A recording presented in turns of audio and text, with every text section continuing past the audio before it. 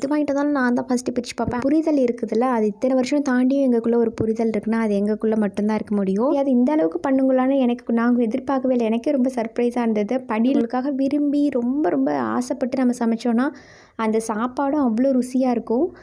நாங்கள் ரொம்ப இம்ப்ரெஸ் ஆகிட்டோம். எங்களுக்கு ரொம்ப ஜாலியாக இருந்தது. நாங்கள் வேறு லெவலில் இருந்தது. சாப்பாடெலாம் வந்துட்டு அதுவும் பக்கத்துலேயே வந்து ஃப்ரெண்டு நின்னாப்புல. என்னடா வெக்கமா இருக்காதுங்களா பின்ன?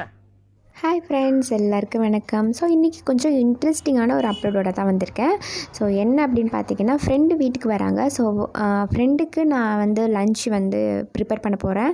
ஸோ அதை தான் நீங்கள் பார்க்க போகிறீங்க. ஸோ நான் என்னென்ன பண்ணேன், நாங்களாம் என்னென்ன என்ஜாய் பண்ணோம். ஸோ ஒரு ஃபங்க்ஷன் போனோம். ஃபங்க்ஷனில் ரொம்ப ரொம்ப இன்ட்ரெஸ்டிங்கான விஷயங்கள் எல்லாமே நடந்துச்சு. ஸோ அது எல்லாத்தையும் தான் பார்க்க போகிறீங்க.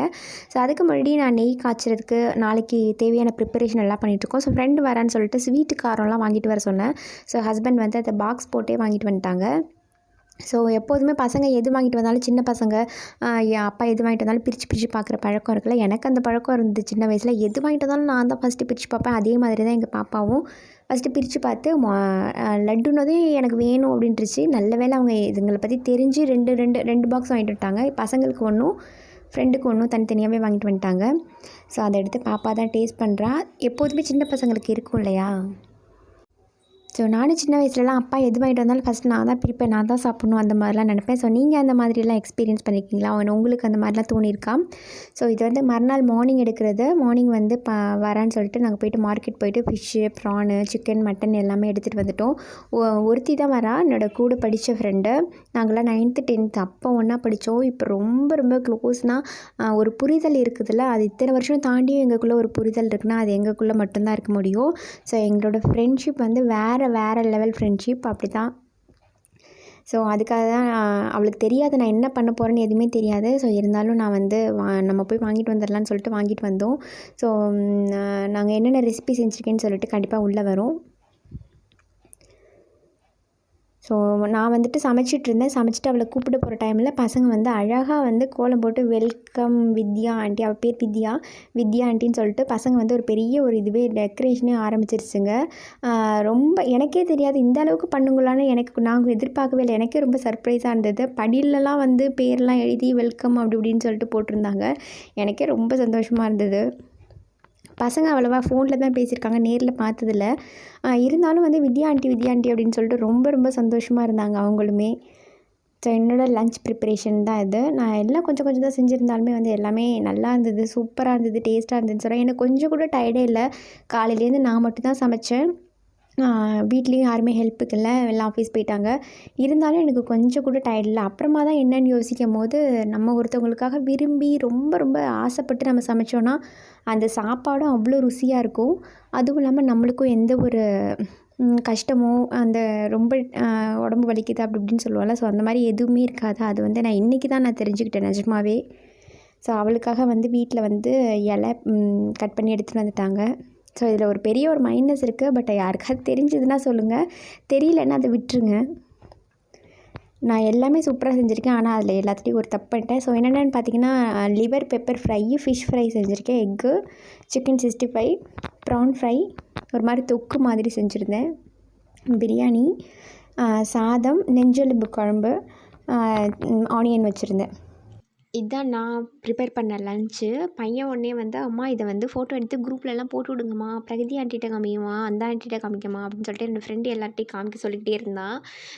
ஸோ நம்ம ஏதாவது வெரைட்டியாக ஏதாவது டிஷ் செஞ்சோம் அப்படின்னா ஸோ எல்லார்ட்டையும் காமிச்சு நம்ம வெறுப்பு இதுவல்ல, அந்த மாதிரி ஒரு சீன் போடுற நிகழ்வு தான் அது. ஸோ நாங்கள் ஜாலியாக சாப்பிட்றதுக்கு ஆரம்பித்தாச்சு. ரொம்ப ரொம்ப என்ஜாய் பண்ணி நல்லாயிருக்கு அப்படின்னு சொல்லிட்டு ஃபுல்லாக நல்லா என்ஜாய் பண்ணி சாப்பிட்டா. பாப்பாவும் வந்து இது ஆக்சுவலி அவ்வளோவுமே அவள் சாப்பிடல. நான் வந்து ஃபோட்டோ எடுக்கணும்னு சொல்லிட்டு அவள் எல்லாத்தையும் வச்சு எனக்கு காமிச்சா. ஆனால் அவ்வளோவுமே அவள் சாப்பிடவே இல்லை. பாப்பாவுக்கு ஊட்டி விட்டுட்டா, பையன் எடுத்துக்கிட்டான், அந்த மாதிரி தான் சாப்பிட்டாங்க. ரொம்ப சந்தோஷமாக இருந்தது. இப்போ மறுநாள் எங்கேன்னு பார்த்தீங்கன்னா, ஃப்ரெண்டோட தம்பிக்கு மேரேஜு. இது ஒரு ஆக்சுவலி ஆர்மி ஆஃபீஸரோட தம்பியோட மேரேஜ் இது. நாங்கள் அங்கே தான் போயிருக்கோம். பட் இங்கே போனது எங்களுக்கு வந்து 90s அந்த ஒரு நினைவுகள் எல்லாம் திரும்பி வந்த மாதிரி. நம்ம வாட்ச் மிட்டாயெல்லாம் யாருக்காவது ஞாபகம் இருக்கா? ஸோ ரோட்டில் வரும், நம்ம வாட்ச்சு, செயினாக இருக்கட்டும், மீசை இந்த மாதிரிலாம் பண்ணி விடுவாங்க. ஸோ அவங்க தான் வந்துட்டு அவங்கள கூட்டிகிட்டு வந்து வச்சுருந்தாங்க. ஸோ வர்ற பசங்கள்லாம் ரொம்பவே ஆயிட்டாங்க. நாங்கள் ரொம்ப இம்ப்ரெஸ் ஆகிட்டோம். எங்களுக்கு ரொம்ப ஜாலியாக இருந்தது. நாங்கள் சின்ன பிள்ளை இதெல்லாம் விளையாண்டுருக்கோம்ல. நாங்கள் ஃப்ரெண்ட்ஸ் எல்லாருமே போயிருந்தனால எல்லாருமே வந்து 90s கிட்டு தான் அப்படின்றதுனால ஜாலியாக என்ஜாய் பண்ணோம். ஸோ எல்லோரும் உள்ளே போயிடுச்சு. ஆக்சுவலி கல்யாணம் வந்து நாகப்பட்டினத்தில் நடந்துச்சு. அந்த விருந்து தான் இங்கே நடந்தது. சோறு போட்டாங்க. செம ஜாலியாக இருந்தது. எனக்கு எங்கள் ஊர்லேயே நடந்ததுனால செம ஜாலியாக இருந்தது. ஸோ நாங்கள் எல்லோரும் சேர்ந்து ஒரு செல்ஃபி எடுத்துக்கிட்டோம். ரொம்ப ரொம்ப வருஷம் ஆச்சு. கிட்டத்தட்ட 15, 20 வருஷம், 25 வருஷம் இருக்கும். அதுக்கப்புறமா எல்லாருமே பார்க்குறோம். அதுக்கப்புறம் எந்த ஒரு மீட்டிங் எதுவுமே கிடையாது. இருந்தாலும் ஏதோ அன்னைக்கு எப்படி நாங்கள் பேசினோமோ பழகினோமோ அதே மாதிரியே இருந்தது. செம்ம ஜாலியாக இருந்தது. கொஞ்சம் கூட எதிர்பார்க்கவே இல்லை இவ்வளோ ஒரு சந்தோஷமாக இருக்கும் அப்படின்னு சொல்லிட்டு.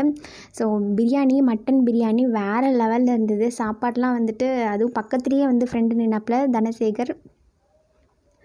ஸோ பக்கத்துலேயே இருந்துட்டு எனக்கு என்ன வேணும்னு எங்கள் எல்லாருக்கும் கேட்டு பண்ணாங்க. ரொம்ப ரொம்ப சந்தோஷமாக இருந்தது. ஸோ பசங்களும் வந்து ஃப்ரெண்டோட பையன் அருணோட பையன். ஸோ அவனும் பாப்பாவும் ரொம்ப ஜாலியாக விளையாண்டுட்டு இருந்தாங்க. ஸோ நாங்கள் எல்லோரும் சேர்ந்து குரூப்பாக ஒரு செல்ஃபி எடுத்துட்டோம். சரி யாரும் கலாய்க்காதீங்க.